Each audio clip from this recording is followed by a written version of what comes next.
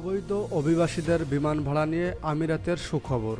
অবৈধ অভিবাসীদের বিমান ভাড়া নিয়ে সুখবর দিয়েছে সংযুক্ত আরব আমিরাত।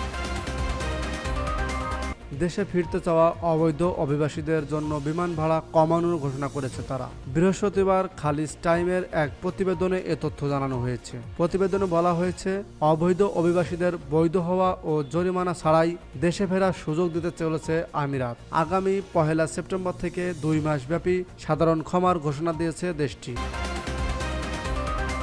এ সময় দেশে ফিরতে চাওয়া অবৈধ অভিবাসীদের বিমান ভাড়াও ছাড় দিবে তারা। আমিরাত জানিয়েছে, যেসব অবৈধ অভিবাসী দেশে ফিরতে চান তাদের বিমান ভাড়া ছাড় দেওয়া হবে। সাধারণের চেয়েও কম দামে বিমানের টিকিট পাবেন তারা। আমিরাতের রেসিডেন্সি অ্যান্ড ফরেন অ্যাফেয়ার্সের উপপরিচালক মেজর জেনারেল উবাইদ মুহাইর বিন সুরর জানান, আমিরাতের বিমান সংস্থাগুলোর সঙ্গে তারা যোগাযোগ করেছেন। যেসব অবৈধ অভিবাসী অর্থাভাবে দেশে ফিরতে পারছেন না তাদের সংস্থাগুলো সহায়তা করবে। এর মধ্যে এমিরেটস, ইতিহাদ এবং আল আরাবিয়া অন্যতম।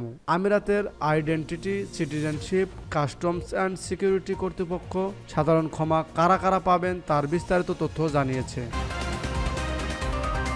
দেশটির কর্মকর্তারা জানিয়েছে, মেয়াদ শেষ হওয়া রেসিডেন্সি ভিসা থেকে শুরু করে পর্যটন সহ সব ভিসা এই সাধারণ ক্ষমার আওতায় থাকবে।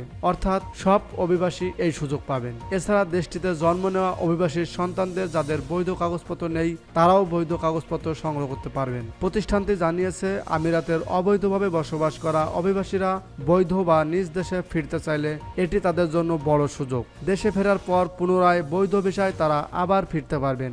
অবৈধ অভিবাসীরা বৈধ হতে চাইলে তাদের ওভারস্টের জন্য কোনো জরিমানা করা হবে না। এছাড়া দেশে ফিরতে চাইলে তাদের এক্সিট ফিও নেওয়া হবে না। এর আগে খালিজ টাইম জানায়, রেসিডেন্সি ভিসা লঙ্ঘনকারীরা ভিসার মেয়াদ শেষ হলেও গ্রেস পিরিয়ডে ক্ষমা পাবেন। তারা এ সময় জরিমানা ছাড়াই ভিসা নবায়ন অথবা নিজ দেশে ফিরে যেতে পারবেন।